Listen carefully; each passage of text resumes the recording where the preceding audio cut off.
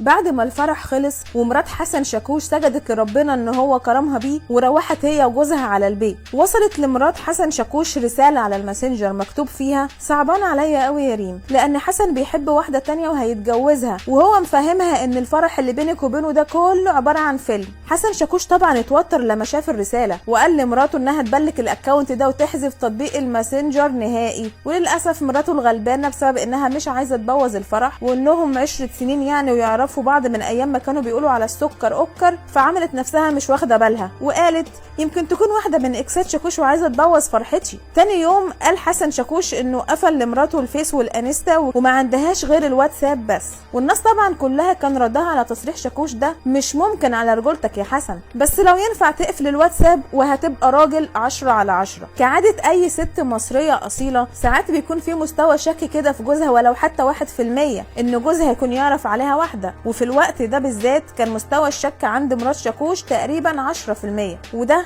لان الرساله اللي وصلتها على الماسنجر مش قادره تفارق دماغها، خصوصا وانها عارفه كتير عن مغامرات حسن القديمه. وهنا طبعا يا جماعه احب انصح الرجاله ان هم ما يكبوش كل حاجه في عب مراتاتهم عن ايام الشقاوه. بعد شهر العسل طلعوا هما الاتنين مع بسمه وهبه، وشيخ العرافين سال شاكوش سؤال خلى وشه يجيب الوان، قال له: السلسله اللي انت لابسها دي يا حسن من سنين مين اللي جايبها لك؟ حسن ما قدرش يرد ومراته اتصدمت وبدات انها تفكر في حاجات هي شافتها في حسن وهما بيقضوا شهر العسل، زي مثلا رسائل بتيجي من واحده على موبايل حسن تقول له: وحشتني، شقه التجمع من غيرك ملهاش طعم. وحسن شاكوش كان دايما يقول لها: ده رقم بيشتغلني مش اكتر يا بنتي، في ايه ما تخليش الفاضي يلعب في عبك. وبعدين شيخ العرافين اداله القضيه لما قال له: فاكر شقه التجمع والبنت اللي انت متجوزها؟ وهنا فضلت ريم تدعي في سرها: يا رب يطلع ده برنامج الصدمه وشيخ العرافين يطلع كريم كوجك. ريم فضلت تسال شاكوش في البرنامج: بنتي مين اللي انت متجوزها دي يا حسن؟ وشقه التجمع دي انت ازاي ما قلتليش عليها قبل كده؟ فضل يبرر حسن كلامه انه قايل لها انه كان على علاقه وفركش، لكن الظاهر كده انه لسه ما فركش. قعد شاكوش شهر كمان مع مراته وكان مكتم خالص على اي حاجه تخصها، وطلع في فيديو قال ان كل الكلام اللي اتقال مع بسمه وهبه ده غلط،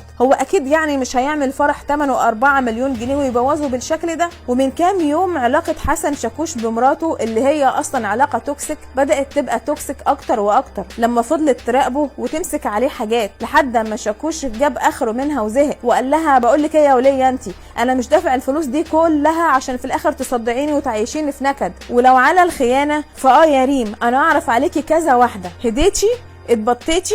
هنا اتصدمت ريم ونزلت ستوري على الواتساب قالت فيه: حسبي الله ونعم الوكيل في اللي اذاني. مكتوب في اللي اذاني يا جماعه، بس احنا عارفين يعني يا جماعه التعليم المجاني بعافيه شويه. حسن شاكوش لما شاف الستوري اتجنن وقال لها: انا غلطان اني سبتلك الواتساب شغال، وقام رامي عليها يمين الطلاق ومسك ايصالات الامانه بتاعتها وقطعها 100 حته وطردها بره البيت وقال لها: يلا روحي عند ابوكي ومالكيش عندي لا قايمه ولا غيره. الحوار سخن يا جماعه وولع، مراته راحت تبلغ عنه والنيابه حققت معاه. تفتكروا مين الغلطان في الليله دي؟ هل بسمه وهبه السبب لانها شككت مرات شاكوش في نفسها، ولا حسن شاكوش هو اللي غلطان من الاول؟